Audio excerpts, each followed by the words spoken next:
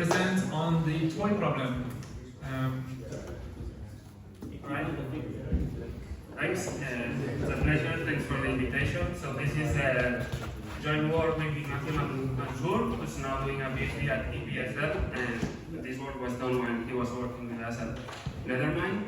So the agenda is to present the ethSTARK toy problem and the conjectures around it, and then present some results and observations about it, and then discuss whether we should have a toy problem and which one.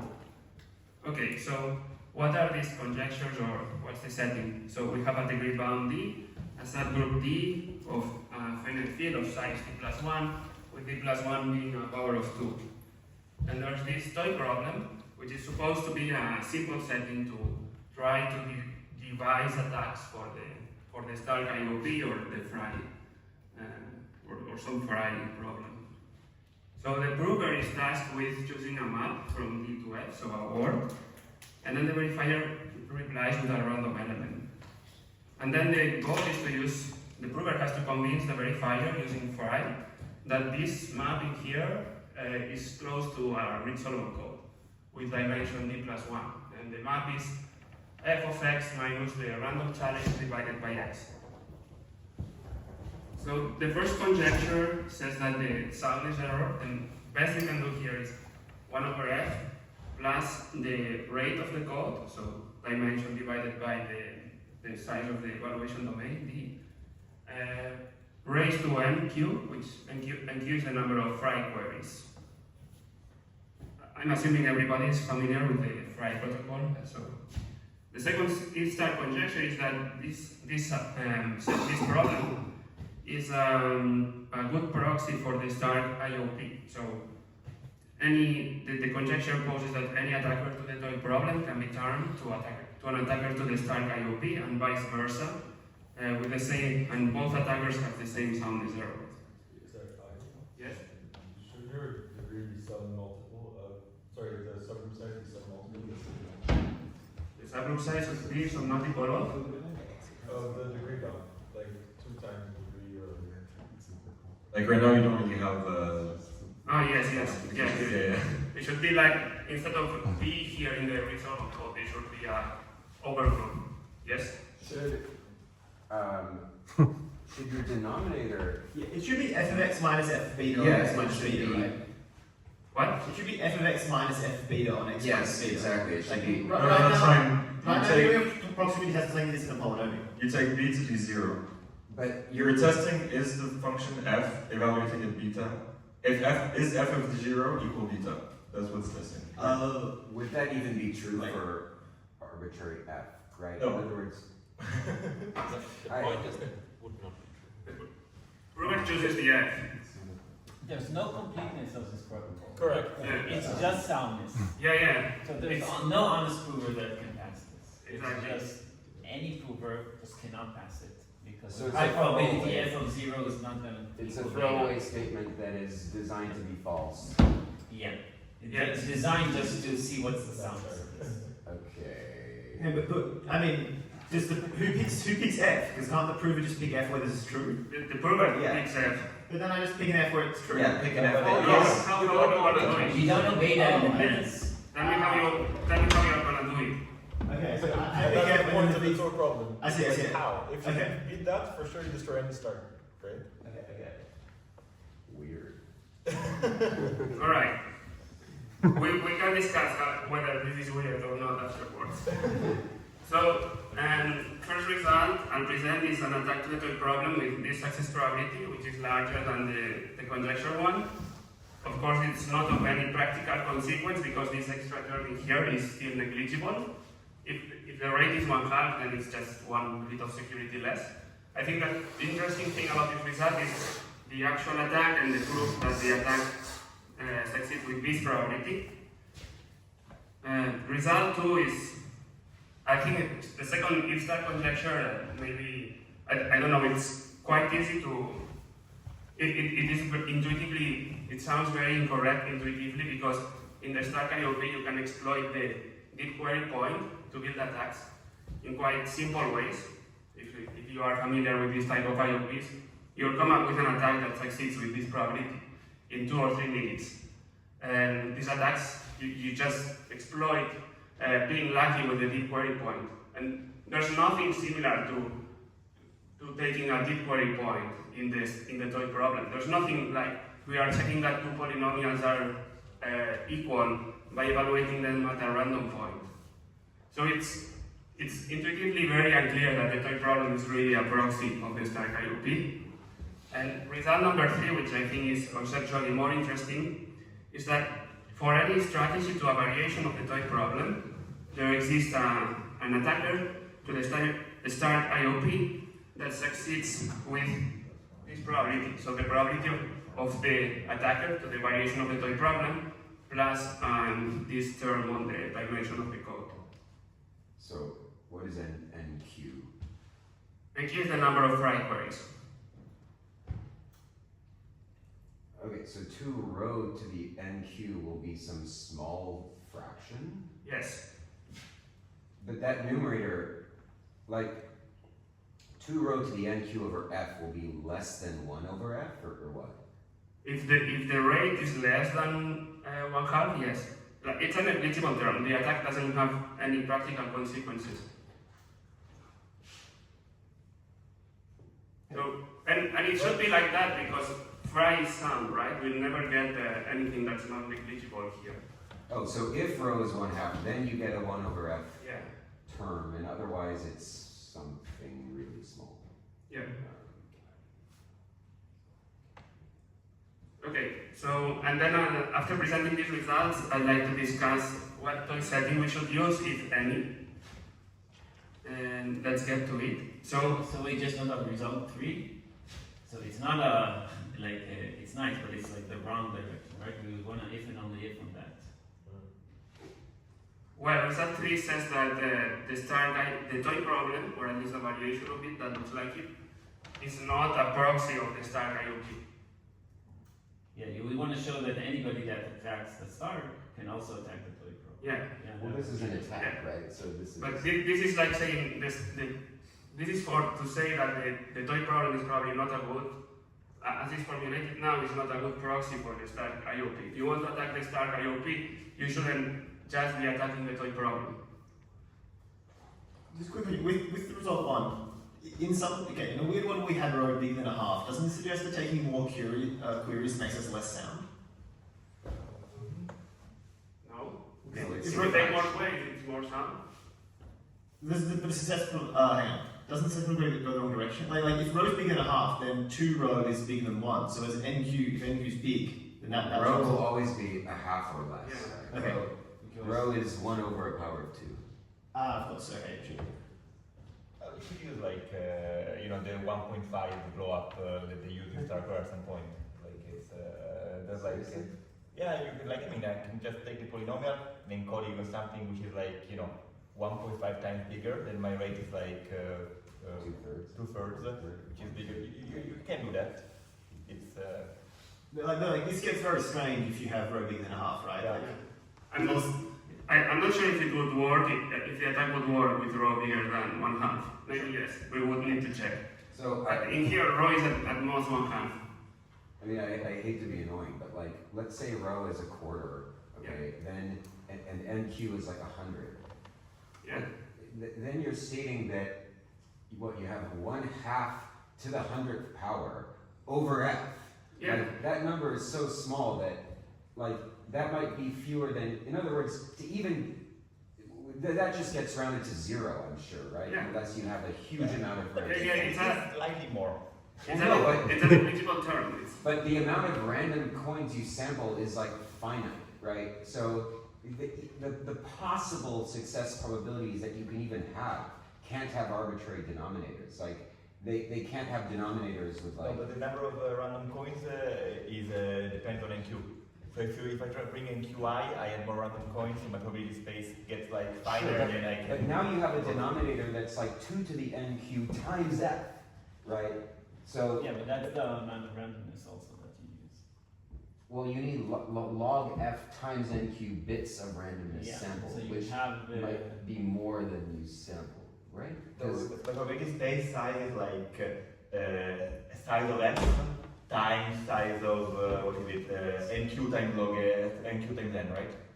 It it's would not be exactly log sorry. f times NQ Yeah. bits in the denominator. Yeah, Right? which I think is enough for you for this to make sense. Is it? Because Yeah.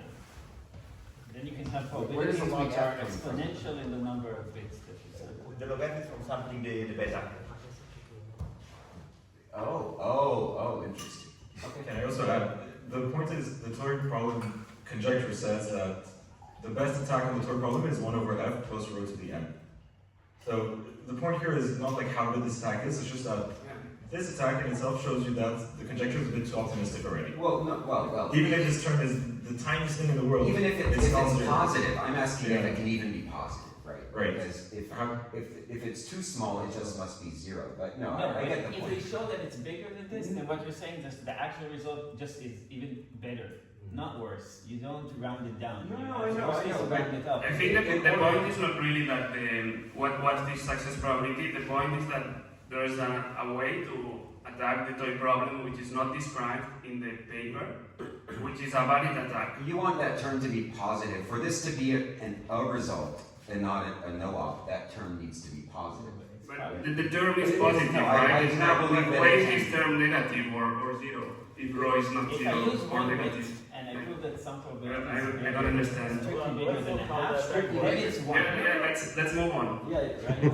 So it's Alright, so what's the attack described in the ethSTARK paper? The prover chooses a polynomial arbitrarily and sends it to the verifier, or sends the evaluation of the map to the verifier. Verifier replies with a random challenge. And then there's two cases. One is that the random challenge is equal to the constant of the constant term of the polynomial.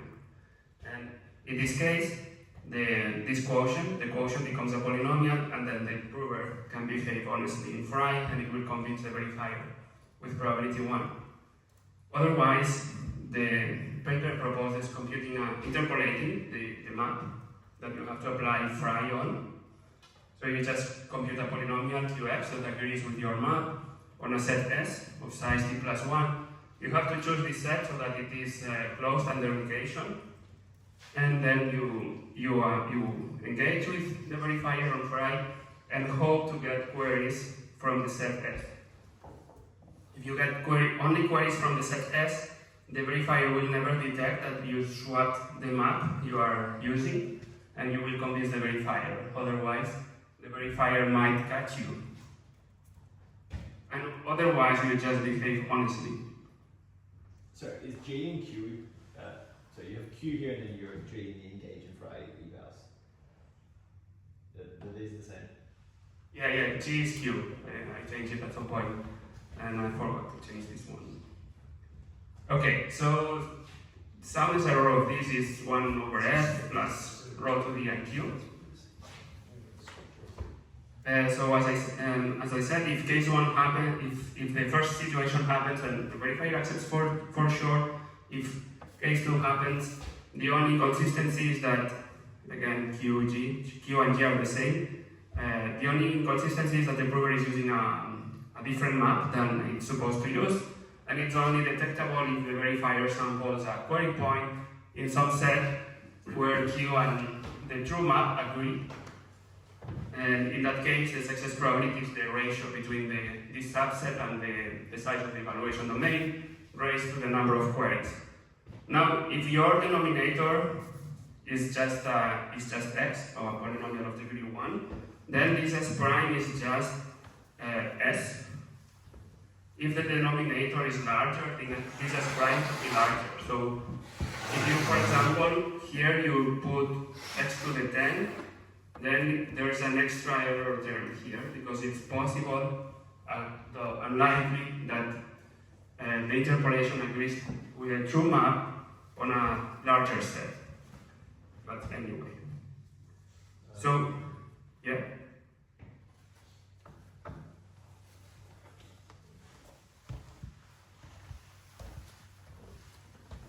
Questions?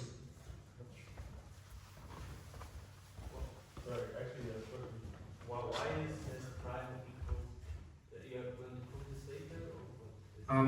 no, I was gonna skip this, but we can prove it now. So, if f of x minus beta over x agrees with a polynomial qx on a set, then f of x, which is a polynomial of degree d, Yeah, it's equal to q of x times x, yes. yeah. Okay. And in case 2, we are assuming that beta is not the constant term of f. So if s prime is too large, then f has constant term beta because they must be the same polynomial if s prime is too large. Okay. Okay? So this has degree d, and this has degree d plus 1. And s prime if s prime has size larger than d plus 1, then they must be the same polynomial, so they have the same constant term. But is it kind of q or g can have degree smaller, right? Yeah. But if the degree is smaller, they agree on a set which is large enough, they Force force them the to same. agree. Yeah. So if here I put 10, it's possible, like s prime can be larger. You need a larger set to make them equal. And as long as you are not forced to have them equal, you don't violate the condition that f and beta, the constant term of f and beta are different.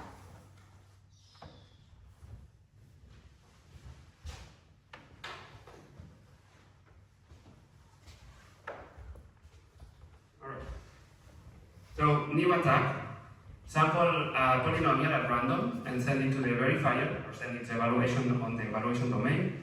Verifier replies with a challenge, and now case 1 is as before. If the challenge is the constant term of the polynomial, you just behave honestly because the honest map is in the code. Case 2, the idea is that we behave honestly until the last round, so we engage in fry.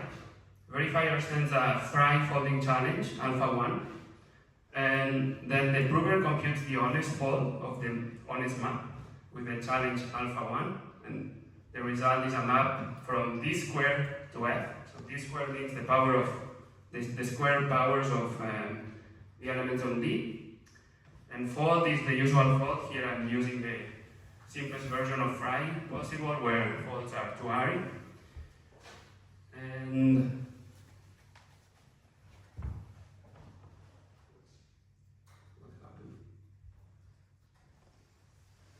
okay, then prover completes the honest fold, it sends the fold to the verifier or its evaluations on D.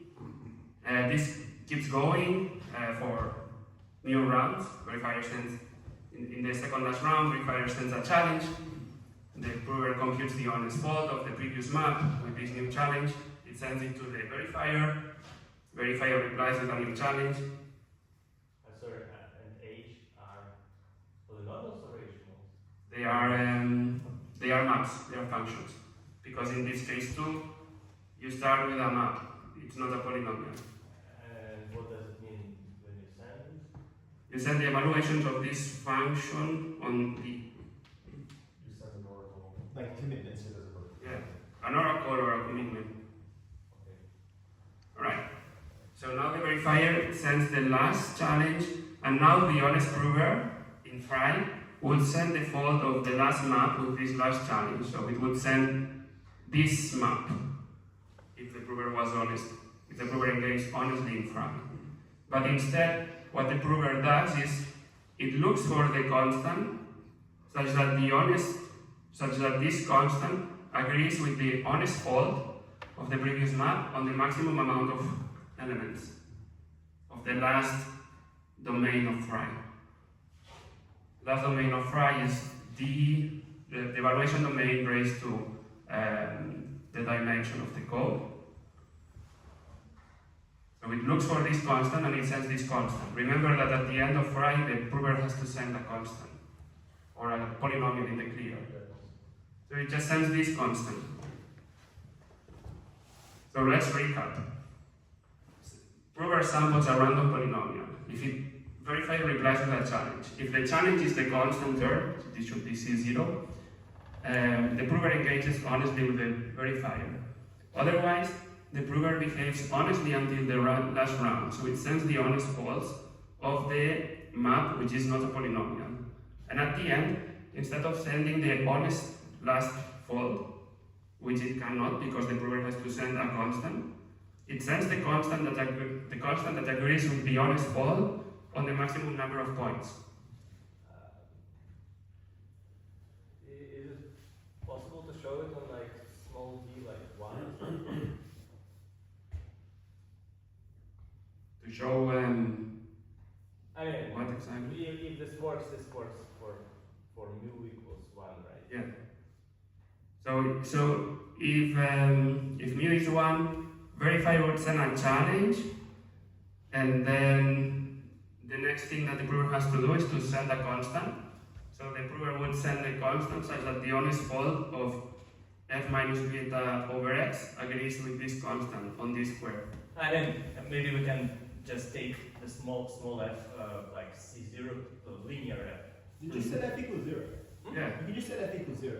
And that make like just set f equals 0, and then basically what the proof is working with is beta on x. And then we could just work through this like easily. And then what if you send 0, then what?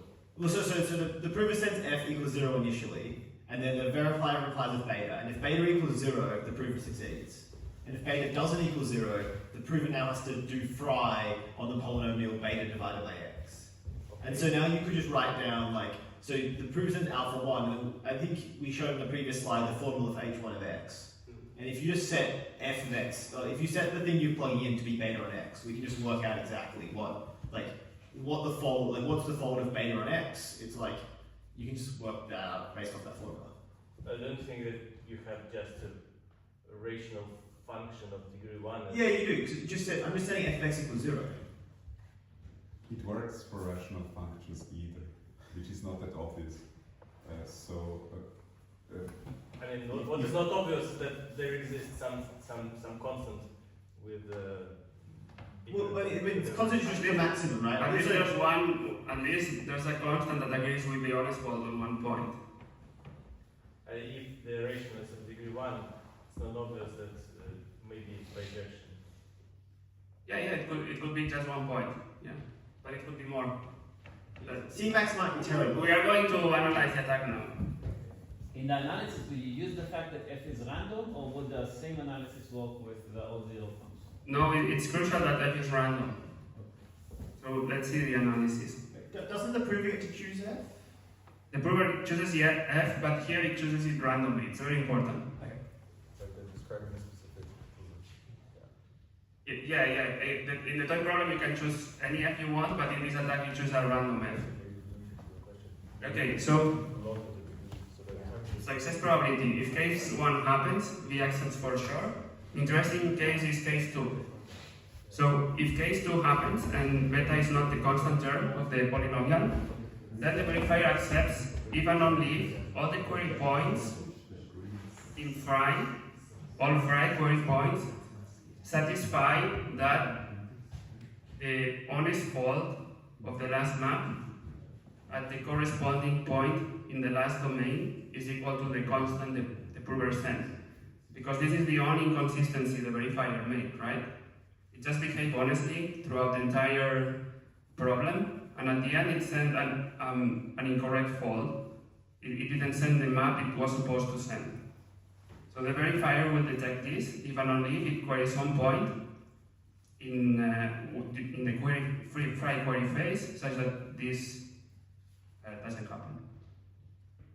Alright, so we have to analyze what's the size of the largest subset of the evaluation domain containing y's such that this equation holds. So, yeah. If it only occurs, there could be inconsistencies that. Oh no, sorry. You behave honestly everywhere else. Yeah. Yes, fine. So because here we have y to the d plus 1 and d is smooth and raising to the d plus 1 is a morphism, d max is a multiple of d plus 1. So the size of d max is a multiple, is k times d plus 1. And now the question is what's k? So if we fix beta and the challenges, then we have a fixed k. And the success probability in case 2 for these fixed challenges is exactly this, is k times the rate of the code raised to the number of query points. Wait. Shouldn't this depend on the number of elements that agree with Cmax?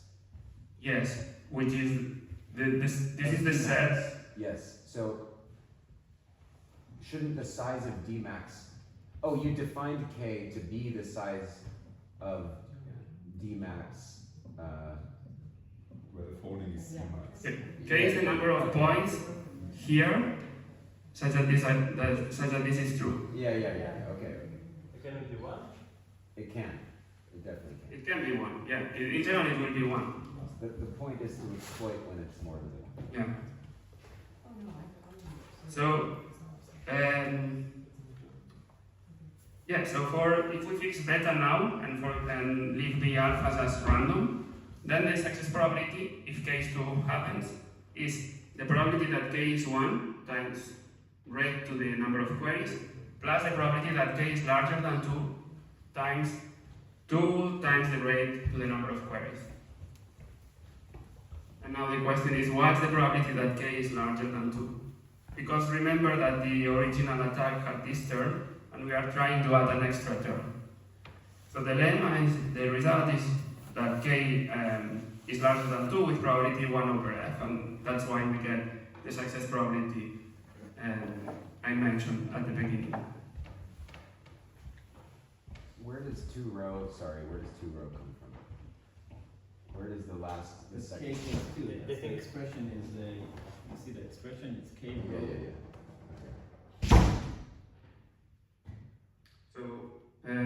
Yeah, rho. So it's like for fixed beta the success probability is probability that k is 1 times rho to the n plus rho plus probability that k is 2 times 2 rho and so on. But here I just put k. Okay, so some remarks. I'll explain why the probability that k is larger than 2 is 1 over f. I think it's more interesting than what I was expecting when I was analyzing at the beginning the probability of this approach. So this is strictly larger than the ethSTARK probability. It's not too much, but it's larger. So there's a general line of thought or conjectures which expect that Fry query phase only adds a rho to the n error term. I guess this shows that it's not possible, strictly speaking. You have some extra terms that come from the query phase. You'll never be able to do exactly rho to the n cube. And as I said, the proof of success probabilities, I personally find it slightly interesting. Sorry? Alban? Yeah. So, do you think this is sort of like conceptually the reason why in sort of the up to capacity conjecture we have an open interval? Whereas if you don't have this extra term that you now figured out, it's sort of going all the way up to the closed end of this interval. Is this morally the same reason that you think it's related? I'm not sure it's the same reason, actually. I'm not sure. It's a good question. Yeah. I still fail to understand. So Okay. If nu is equal to 1, we have to degree 1, f is linear, and you say that k can be equal to 2, but if k equals to 2 with probability like, and this probability is like 1 over f, it sort of says there is one special alpha 1 for which you succeed. But how can it be? I mean, if you have just alpha 1 and you respond with Cmax and that's it, how can it be that there is some special alpha 1 for which you succeed?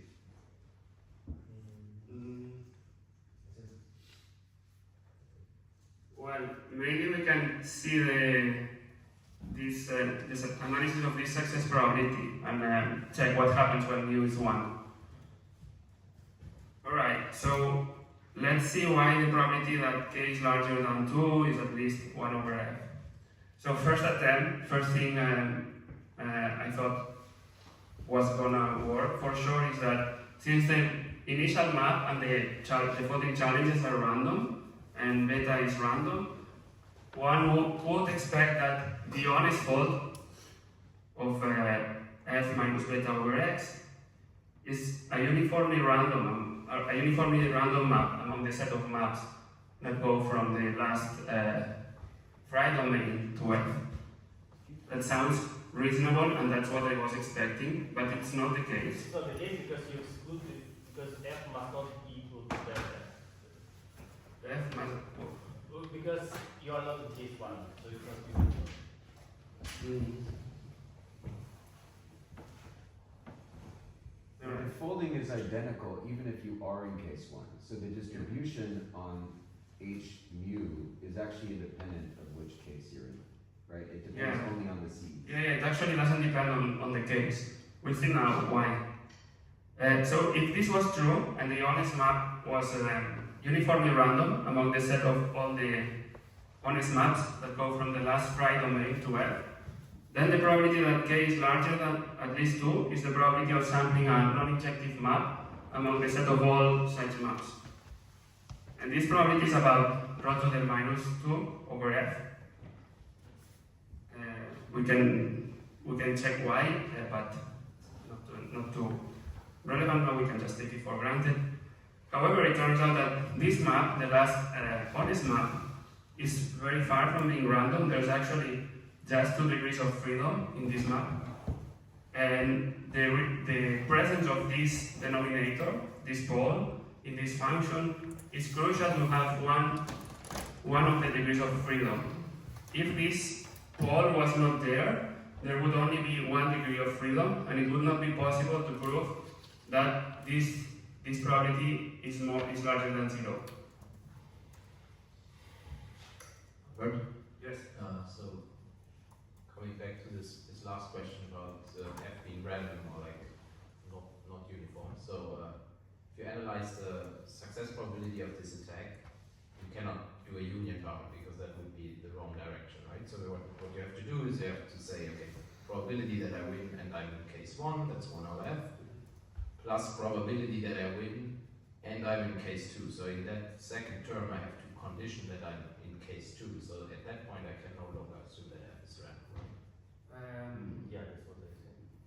Yeah, because you can do that if you do an upper bound of the success probability, but here you want the lower bound, so you cannot just do the trivial union bound. So you need to do the total probability, and then in the second term you have to condition on being in the second case. So in the actual analysis we do this. We do this splitting and we don't do union bound. So let's continue with the proof of the lemma. So let's look at fold as a linear operator between the set of maps from the evaluation domain to F and the challenges to the set of maps from the square of the evaluation domain to F. So the fold of the honest map, fold of fx minus beta over x in the first step is the fold of this expression in here, writing f in its polynomial form, and fold is a linear operator, so we can rewrite this expression in this form. So we get this linear combination of the fold of the monomials, powers of x starting at the power minus 1. And these coefficients are uniformly random. And I guess that if we are in case 2, we have to condition that C0 is not equal to beta. And iteratively, fold is we can use linearity of fold iteratively. So this expression means folding mu times with the challenges alpha 1 up to alpha mu.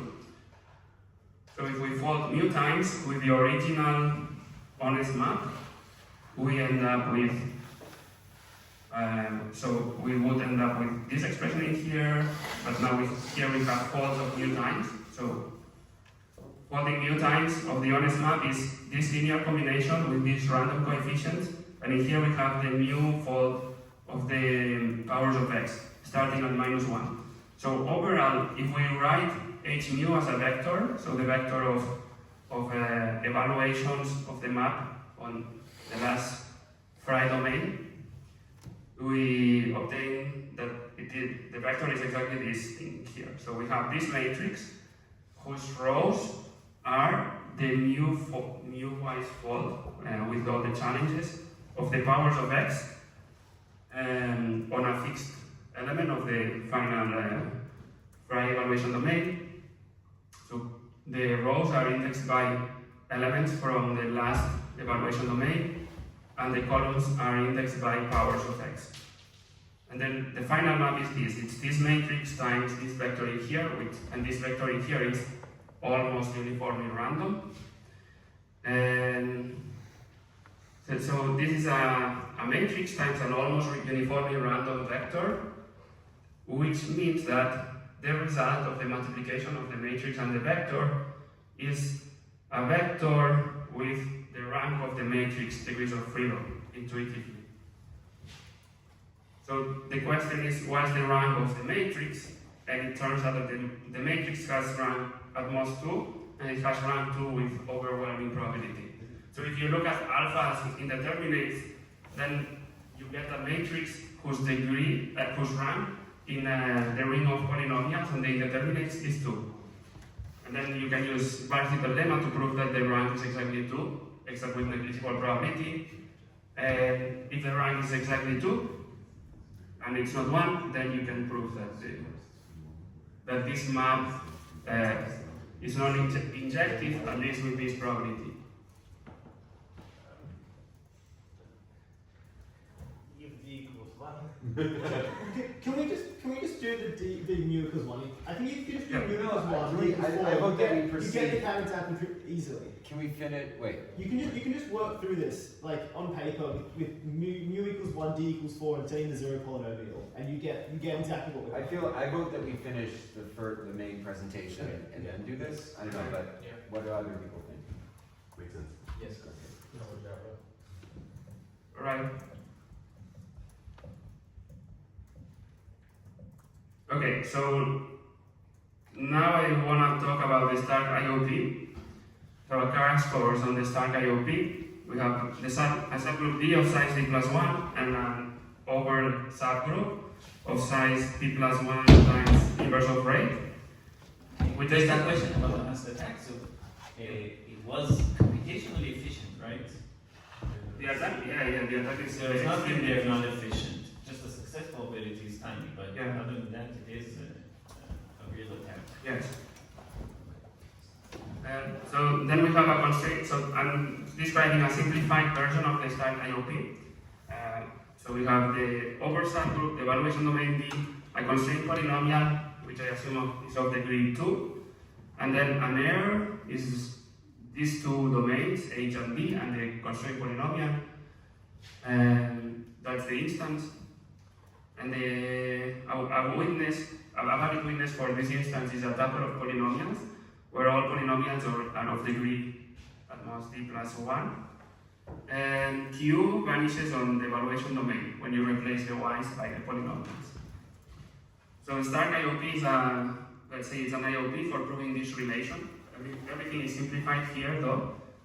In reality, the ethSTARK IOP and the error are much more complicated.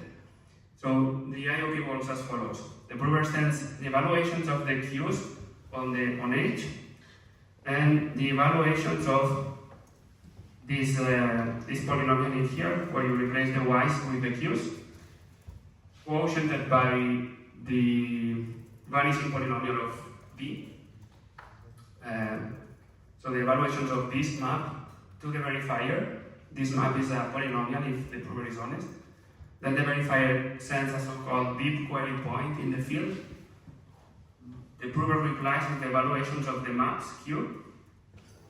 The verifier checks that Q, when you replace the y's with the polynomials little q, evaluated at the query point is equal to r evaluated at the query point times the zd zeta. I forgot to multiply r by zd at zeta.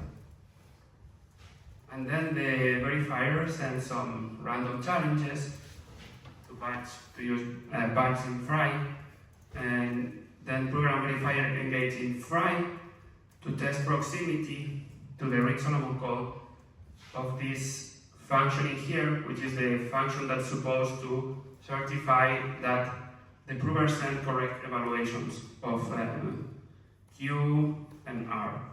Here it should also send R of Z.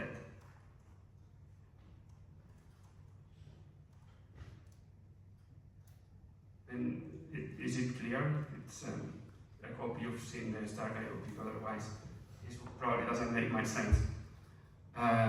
So the second conjecture is that the ethSTARK IOP is as hard as the toy problem. I think it is very dubious, and it's not, it is kind of clear why it's dubious.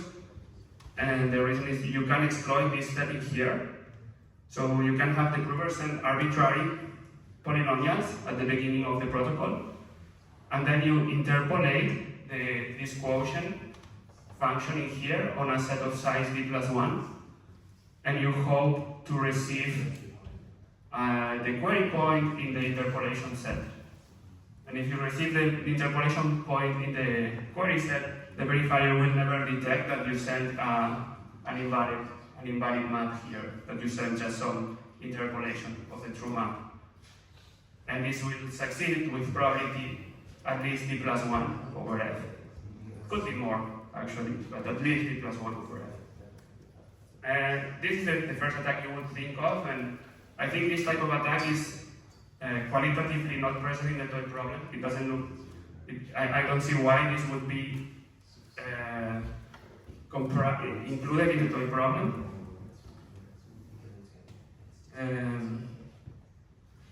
So yeah, we have seen so far an attack to the toy problem with the soundness error. We have also seen an attack to the ethSTARK IOP with soundness error d+1 over f. This means that the two conjectures are not true, like they cannot be true at the same time.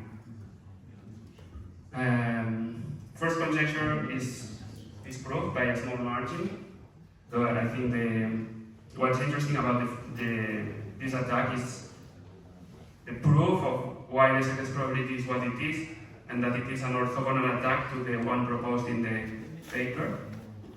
And the second conjecture is formally not disproved, so I think it is very dubious for the reasons I already explained. And now I will actually show that you can build an attack to the ethSTARK IOP from an attack to a variation of the toy problem that succeeds with probability much larger than the attack to the toy problem.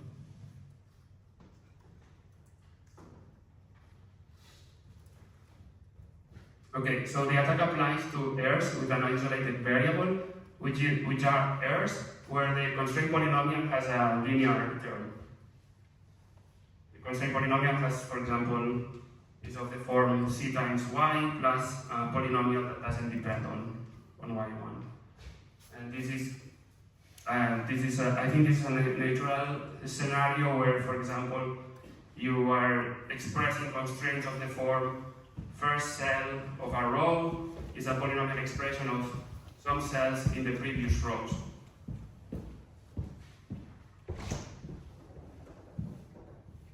So the idea here is that your constraint polynomial has this isolated term. Then you can falsely prove the evaluation of this expression of the polynomial replacing the y's by the q's. You can, if you are able to falsely prove evaluations of Q1, then you can prove evaluations of Q, of the bigger Q, you can prove arbitrary evaluations. If you need this thing to be certain value, you just solve for Q1 and then prove that Q1 evaluates at whatever solution you found. And this will allow us to prove that big Q evaluated at zeta is consistent with the quotient, with the vanishing polynomial of the evaluation domain, of the evaluation domain, and the R sent by the prover. So the attack looks like this. prover chooses arbitrary polynomials of degree d plus 1 and sends its evaluation on h to the verifier. And then the prover interpolates the quotient of x replacing the y by q and the vanishing polynomial on a set of size d plus 1, and it sends the evaluations of the interpolation to the verifier. Verifier replies with a deep query point. In case 1, if the deep query point belongs to the interpolation set, then the malicious prover continues honestly. So this is the situation of the first attack to the ethSTARK IOP we saw. And in case 2, the malicious prover computes a value for an evaluation of Q1 that solves this equation, and this can always be done because the polynomial is linear y1. So you can always solve for Q1 star here. And now you send honest evaluations of Q2 up to Qm, honest evaluation of R hat at zeta, and then you send this dishonest evaluation of Q1. Now the verifier asserts this equation, and of course the equation holds because the prover sent a dishonest evaluation of Q1 so that it holds. The verifier replies with the batch fry randomness, and now you use fry to test proximity of this quotient polynomial, which quotient maps to the Reed-Solomon code. So this is just the honest batch function that you would apply fry on using this dishonest evaluation of Q1. So this is a polynomial because the Q's are polynomials and the Q2 up to Qn zeta are honest evaluations. So this is just a polynomial, and this is not a polynomial, this is a function because Q1 star at zeta is not an honest it's not an honest evaluation of Q1. So observation is that the pin part here resembles the toy problem setting, where the prover chose Q1 arbitrarily, then it received a challenge zeta and maybe some more randomness, and from this it computed Q1 star of zeta. But this Q1 star of zeta kind of looks random, right? Because you can choose Q2 and etc. to be random, and this Q1 star of zeta is whatever you have here minus this over C. And if there's more constraints, more polynomial constraints in your R, then you are actually batching them with randomness, and then Q1 star of zeta is actually uniformly random because of this extra randomness. So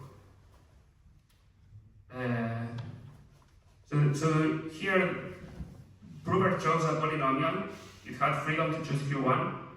It received a random point, Q1 star of zeta, and now it has to prove that this function in here is close to the Reed-Solomon code, basically, because Tx is already a polynomial, so proving that this function here is close to the code is equivalent to proving that this pink function is close to the code. So this is just this is basically the toy problem, except that we have a random challenge here. If this zeta z was not here, this would just be the toy problem. But this attack succeeds with probability strictly larger than the toy problem because there's case 1. Case 1 happens with probability is d plus 1 over f, and case 2 is the toy problem. So the success probability of this attack is d plus 1 over f plus whatever you can do in this variation of the toy problem. Sorry, do we sample the degree from f or from f without f? Yeah, you have to remove you have to make sure that you don't get zeros in the denominator. But the ethSTARK IOP described is simplification. Okay, so I think this is just what I explained of why the toy problem is contained here, and I'll just move to the end of the talk. So some final thoughts is that there's a general conjecture that the Fry query phase adds rho to the number of queries to the error term, and many companies use this bound. This work shows that's not possible, strictly speaking, even though if the rate is not 1/2, it's lower than 1/2, the term is extremely small, and if the rate is 1/2, the extra term is still very small. And that variation of the toy problem I mentioned is contained in the ethSTARK IOP, strictly contained. I'm not sure if the two problems are the same. I have no idea if they are equally hard, the variation of the toy problem or the toy problem. I think it's very interesting to study these toy problems, but we must be aware that they are not full proxies of the ethSTARK IOP. And as a question I would like to pose, should we have toy settings? If we should have toy settings, which one should we have? I also wonder if the toy problem and this variation of the toy problem where you have a random element in the denominator are equivalent. And yeah, I wonder if the attack to the toy problem, the philosophy of the attack to the toy problem of trying to get that the honest fault becomes slightly close to the code can be expanded or combined with other attacks. And that's it.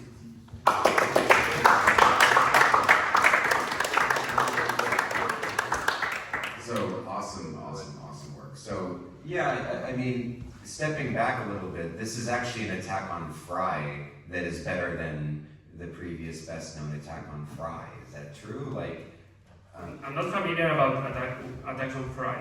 But this is an attack. This is an attack on Fry. It's really necessary that you have the X in the quotient here for the toy attack problem to work. Otherwise, you cannot prove that. No, okay. But forget toy problem. Let's say I'm attacking Fry for some reason, and I can still do this, right? But so if you see this, the conjecture tells you the best way to beat the toy problem is either you get lucky with beta, or you have this row to the n over q chance, which if we look at Fry, we know that's a query phase. So the conjecture sort of ignores anything going wrong in the folding phase. So if you have any attacker, if you discover any attacker that tries to take advantage of a bad folding challenge, you will get something better than just row to the n over q. So it's not an attack over Fry per se that's better than the ones we knew. It's just like wait. realizing, Which ones did we know? Are you describing a different attack on Fry that's better than this, or what? I don't know. What we do know is like the soundless proof tells us if anything goes wrong in one of the folding phase, there's an error term for that, and if anything goes wrong in the query phase, there's an error term. Now, whether or not we have attacks that exploit something going wrong, we don't know. And here they're describing one that exploits something going wrong in the final folding challenge. Yeah, but it was assuming that the point could be inside of the domain, but if you just force that the point is outside of the domain when you sample, then this attack wouldn't work. What point are you talking about? The beta? Setup. When he chooses setup for the attack. Oh yeah, I'm ignoring that. I'm talking about the folding phase of the Fry protocol.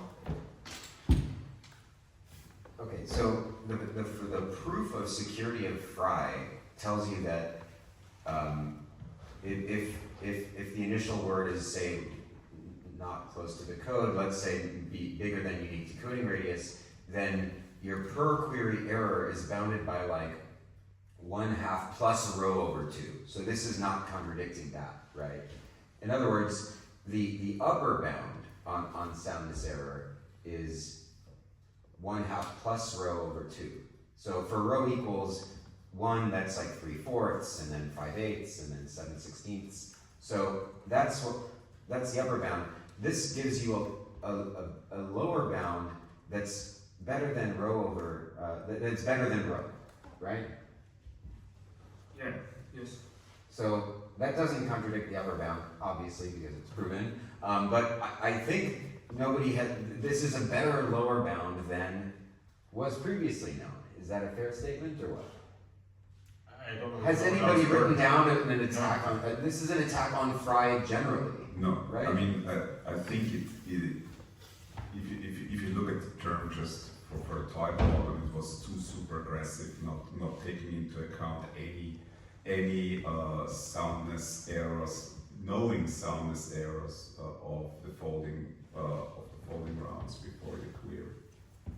That's my understanding. So it's simply, you know, if you would try now the same against in a more sensible way, having an error for Fry, which is also divided into folding phase and query phase, you probably wouldn't get something better, I guess. It's just my feeling. Let me just rephrase my question. Basically, this seems to me like a general attack on Fry. A Fry attacker, can use this trick, right? Yes. I don't care if it's from the toy problem or if it's in base fold or in anything. This is a new way to attack Fry. But it's not with better probability than. So what better attack is there on Fry? You can get n possible. So I mean, currently the toy problem is 1 on F plus queries. You can get n plus 1 on F when n is the number of rounds. Yeah. I mean, you can get that for the toy problem too. I think the estimate for the toy problem, it should be n plus 1 on F, not 1 on F. So you're saying you have an even better attack on the toy problem than this attack, or yeah? Because you just have to set it up so that all you need is like one bad. Like every time you get a fold, it should be like basically the error estimate should be beta is bad or one of the alphas is bad. And that gets you n plus 1 on F sort of free. But that's looking at soundness, right? For all the applications, we care about the non-interactive scheme where we have round-around soundness, and if you analyze the non-interactive scheme via round-around soundness, you usually don't depend on the rounds because you can take a max. And the reason is that an attacker that wants to attack all rounds, of course it has a probability of n times that, but it also has to spend n times as much time. And so if you look at the definition of bit security that says success probability divided by running time, then this term n cancels out, and so if you analyze in that way. I don't think so. I can write down an attack on the toy problem that gets us n plus 1. Oh, sure. But He's right. What he's saying is this attack would be better in an interactive attack. Exactly. Yeah. In a non-interactive attack, it's not the sum of the soundness errors of each round, which is why you get log n. But all you need is something to go wrong in one of the alphas. Yeah, but you have to spend n times as much time. I just run the protocol, and my probability of getting success is not 1 on F, it's n on 1. But we don't care about the success probability. We care about the ratio between success probability and running time. But this is Is depends on your the point that verifier like challenge. the other attack just only does the first round repeatedly, and so doing all the No, okay. So what I was saying is, you're right that in the interactive scheme you have an n times round error. Yeah. But that's not what really matters for us. In practice, we care about the non-interactive scheme where we should use round-around sounds to analyze it, and then if you analyze it by that way, your success probability will still have will sort of have a max instead of a sum, and then really the number of rounds doesn't matter. I can show you. Is your point that that if your attack is relying on something going on in one of the alphas, you might as well just try repeatedly try the first alpha? Yeah. There's no point doing the whole of the Fry protocol. You should just attack the first round. Okay, yeah. Like I say, When attack's the worst round, right? sure, yeah. That makes sense. Are you saying you can get bad folding challenges? Yeah. But can you really? The probability bound is n, but can you? Okay. Do you want to just do an example of? Is that a blackboard or not? No, it's not a blackboard, but we have this. Okay. So just to clarify, what is your n? Is the number of rounds? Number of rounds, yeah. I mean, I'll just do the. And are we attacking the interactive protocol? We're attacking the toy problem. So okay, for that I agree that because it's an interactive thing, I agree that the number of rounds is I think you're right. I think you can actually also if for the soundness analysis you can also avoid the dependence on the number of rounds, because then you kind of you can think of the same round around doom state analysis. So you get okay, I transition from doom to non-doom, this is by probability. Then if I, instead of taking a union bound, I take a complex combination then the combination is still the maximum. So the soundness error and the runaround error will coincide. So you don't need to get that n. Okay, so what's the simplest version of the toy problem? So the prover sends the function f, the verifier sends beta, the prover then uses this to compute f of x minus beta on x. By the way, sorry to interrupt. Yeah. We are formally we are at time, so if people want to go to a break, just to let you know. Yeah, sorry, feel free to leave. That's fine.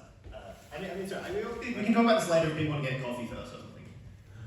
No, you are kidnapping us. We're going to stay with you. Okay. So and then the prover basically the prover commits to this polynomial. The verifier sends an alpha, and then the prover uses to like fold. The fold with alpha. Okay. So let's just do the simplest case here, where we're going to work where our domain has exactly 4 elements, right? We've got 1, or plus or minus 1, and plus or minus I. And then we're going to set like little d is equal to 2, so that our polynomials are beta. Okay? So the conjecture now is that the probability is like 1 on f plus rho to the. This is the toy problem. I know you've improved slightly. My claim is that like we can just get 2 on f without sort of doing nothing here. All we have to do is just the prover sends the 0 polynomial to the verifier. Okay, so it commits to the vector of zeros.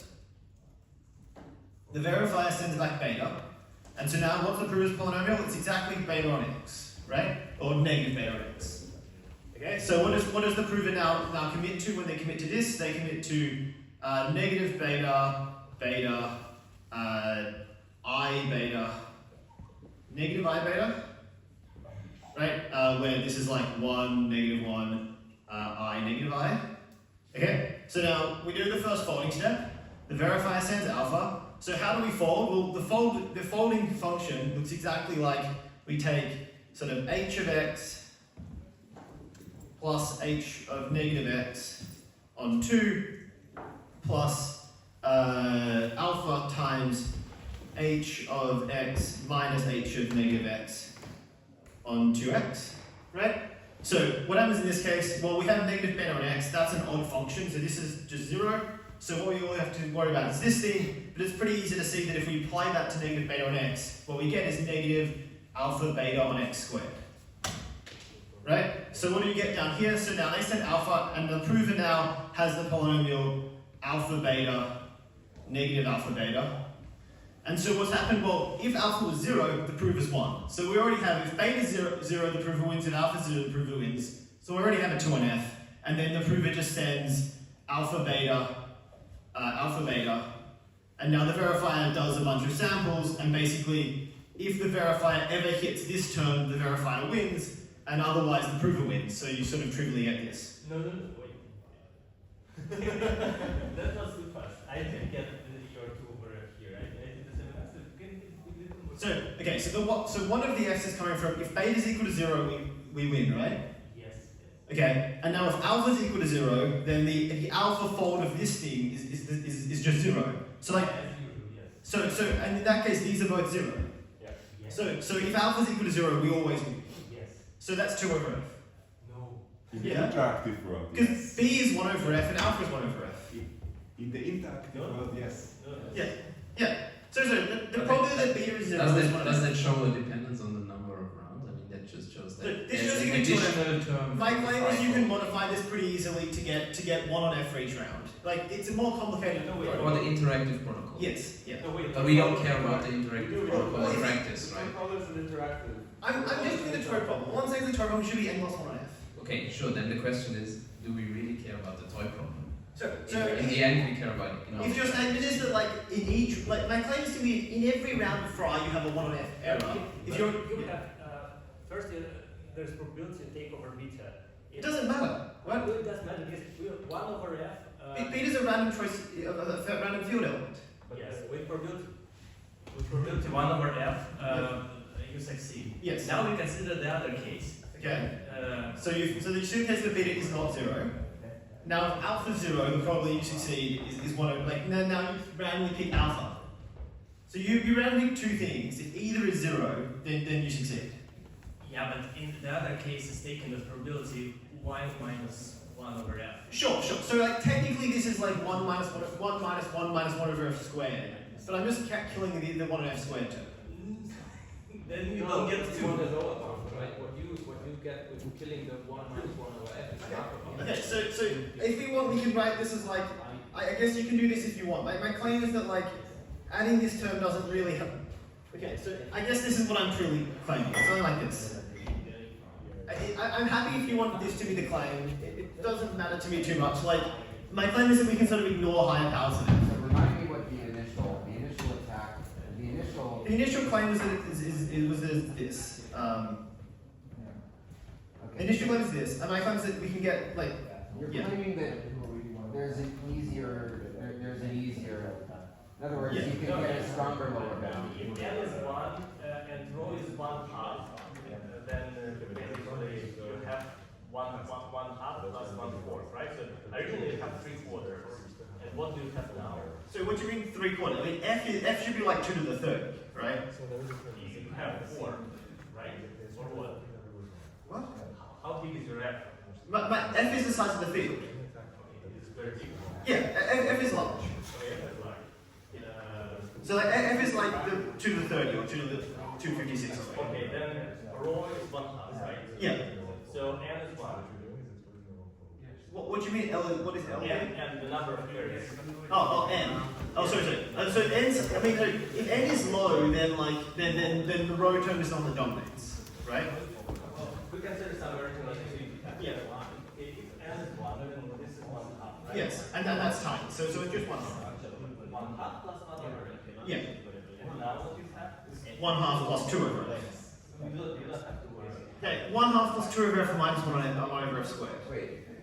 So I think there's a bit of a subtlety, which is that you're attacking the batching challenges. In other words, your attack depends on bad folding challenges, right? Yes. Whereas the other attack is actually totally independent of bad folding challenges. Wasn't he implicitly attacking bad folding challenges? No, he wasn't. He was attacking a final oracle that had double value. Yeah, which would come from bad folding challenges. Couldn't that happen even if your folding challenges are not bad? No, I mean that's the definition of a bad folding challenge. You get like closer to the code. Well, no, but he didn't need to get closer to the code. No, he did get closer to the code. No. He just folded incorrectly. No, he got it. It was a bad folding challenge. This attack folded fully honestly. Couldn't it happen? I folded fully honestly. Yeah. It's when Dmax or when k is bigger than 1. That's the case where you got lucky with your fold. Yeah. Lucky with the folding challenge. Yeah, that's the only. There's only one difference. Case where alpha equals 0. Yeah. In other words, okay, having double values means you got closer to the constant, to the repetition code. Yeah. So okay. Yeah. So all I'm saying is that like, so yeah. Yes. Then you win, but there is no special syntax. What do you mean? Cmax is. I don't quite have the same notation as. Okay, well, So I'm like, So if alpha is 0, then Cmax equals 0 because there are 2 zeros. If alpha is not 0, then we don't get it. Cmax can't be 0. Cmax is the mode. It's the value that appears most often. Yeah. If alpha is 0, Cmax is 0. No, not the mode, but the amount of times. Oh, sure. Yeah. So if alpha is 0, Cmax is 2. Otherwise, it's 1. No, I said it just like so. Yeah, you're right that like this isn't technically the sort of bound we've shown is technically like 1 minus 1 on f, like to this is where to like the n plus 1 plus rho to the n. Where I should use n here. I guess this is like nr and nq. Where this is the number of queries and this is the number of rounds. I think this is what the right bound for the total. Yeah. I agree with it. And you would take instead of sum of 1 over n plus 1 over n. This is the bit about like having to do each round separately, right? Just pointing something else. Just talking with your Sure. so it's like always plus 1 over n for the other alpha the next. Yes. In the non-inter, just on one max. And you have just saying that was the yeah, I think I understand.